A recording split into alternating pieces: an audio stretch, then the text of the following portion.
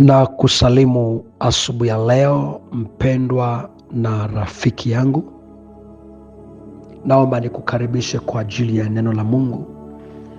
Na ujumbe wetu asubuhi ya leo unasema, Mungu atatengeneza njia maalum kwa ajili yako.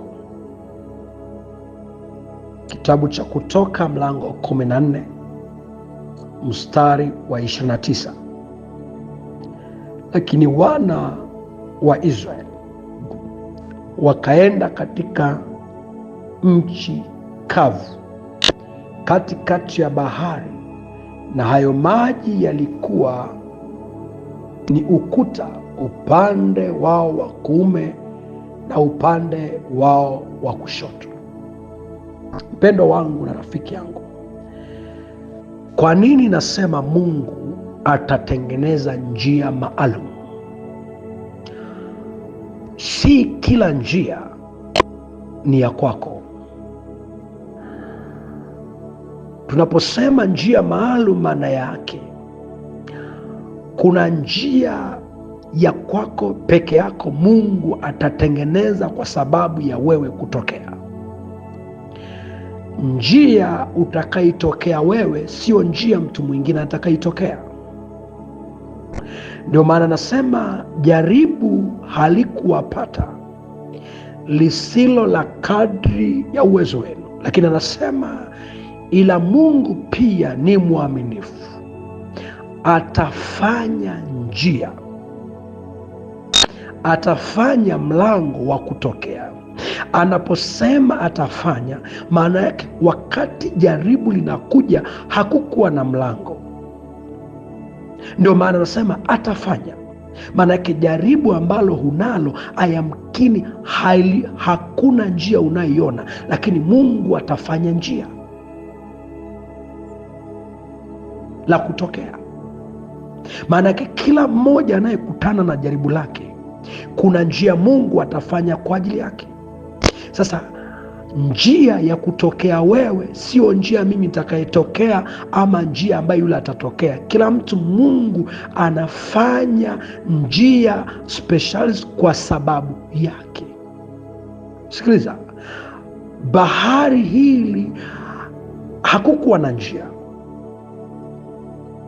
lakini Mungu anafanya njia maalum. Baada ya Wamisri kuwafukuza wana wa Mungu, wana wa Israeli, na walipofika mbele hawaoni kuna njia yoyote, wakaanza kuangua kilio, wakaona kama ndio mwisho wao, wakafikiri yale maneno yametimia ambaye Musa aliwaambia hawa Wamisri, mnayewaona leo hamtaona milele. Wakafikiri wao ndio wanakwenda kuangamia. Mungu ghafla akatoa njia katikati ya bahari, ikatokea njia maalum special kwa sababu yao. Walipokusha kupita ile njia, Wamisri walipokuja walifikiri kwenye akili zao kulikuwa kuna njia hapo, wakapita wakifikiri ni njia, kumbe ni njia ya mauti kwao. Ilikuwa ni njia ya uzima kwa wana wa Israeli, ni njia ya ukombozi kwa wana wa Israeli, lakini kwa Wamisri ilikuwa ni njia ya mauti. Mungu akawaacha wakaishiria wote katikati, wakafunikizwa na bahari. Kwa nini? Wamepitia njia ambaye sio yao, sio yao. Ndio sababu asubuhi ya leo, mpendwa, nikwambie Mungu atafanya njia maalum ya wewe kutokea. Mungu atafanya njia maalum ya wewe kuinuka, ya wewe kubarikiwa, ya wewe kupata neema ya kufika unakotaka kufika. Sio kila njia inakufikisha unakotaka kwenda. Kuna njia zingine ukipita utaishia katikati. Wacha Mungu afanye njia mbele yako. Wacha Mungu akufanyie kitu alichokusudia kufanya mbele yako. Haleluya. Kusoma katika kitabu cha Mwanzo sura ya 22 kuanzia mstari wa 7. Wakati Mungu anazungumza na Ibrahim juu ya kumtolea mtoto wake wa pekee, hakuwa na mwingine. Maandiko yanasema Ibrahimu akaamka asubuhi na mapema, akaandaa sadaka, kuni, akamchukua Isaka na vijana wakaenda.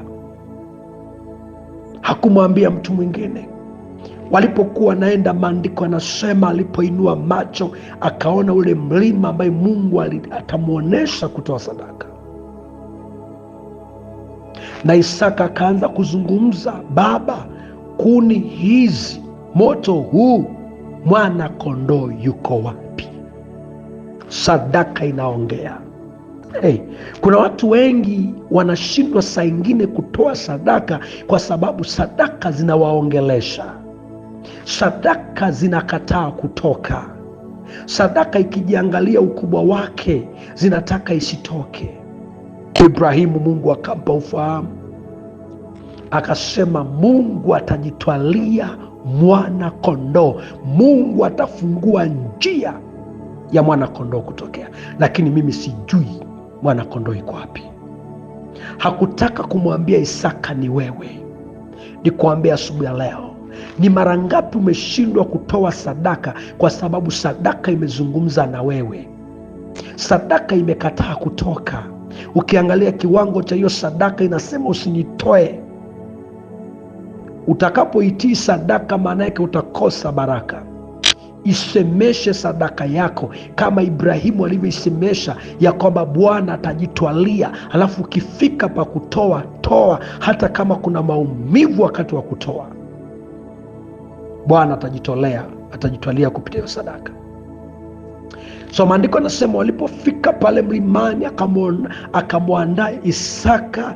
Alipokuwa anataka kumchinja, maandiko yanasema Bwana akamwambia Ibrahimu, usifanye unalotaka kufanya.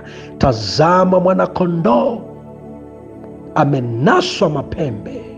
Nimejua upendo wako, nimejua jinsi ulivyokuwa na roho ya utii. Ngoja nikuambia asubuhi ya leo, ziko baraka tunazikosa kwa sababu ya roho ya utii. Kuna milango Mungu anaacha kufungua kwa sababu hatuna roho ya utii. Mungu alipotufungulia mlango mara ya kwanza na Mungu akatubariki, tuliacha kumtii. Wacha nikuambia asubuhi ya leo, Mungu ana njia kwa ajili yako, lakini njia haitafunguka kama ndani yako kuna kiburi. Njia haitafunguka kama ndani yako hakuna moyo wa shukurani. Mungu anapokutendea, Mungu anapokuinua, huna roho ya kushukuru, njia haitafunguka. Njia haitafunguka. Ukisoma kwenye kile kitabu cha Isaya 43 mstari wa 16, anasema Bwana asema hivi, yeye afanya njia katika bahari na mahali pa kupita katika maji yenye nguvu. Atafanya. Maana yake hakuna njia katikati ya bahari, hakuna njia kwenye milima, kwenye mashimo, lakini Mungu atafanya kwa sababu yako, kwa sababu ya ushirika ulionao na Mungu. Mungu atafungua njia. Anasema mlango niliofungua mbele yako hakuna awezaye kufunga. Asubuhi ya leo nikuambie mpendwa, mlango Mungu aliyofungua mbele yako hakuna awezaye kufunga. Watajaribu kufunga lakini hawatafanikiwa. Mungu akutendea hayo. Niombe. Baba Mungu, katika jina la Yesu Kristo, asante kwa ajili ya asubuhi ya leo. Achilia neema ya malango kufunguka kwa ajili ya mtoto wako aliyekwama, ili ndani ya malango yale akauone mkono wako, kwa jina la Yesu Kristo, amen.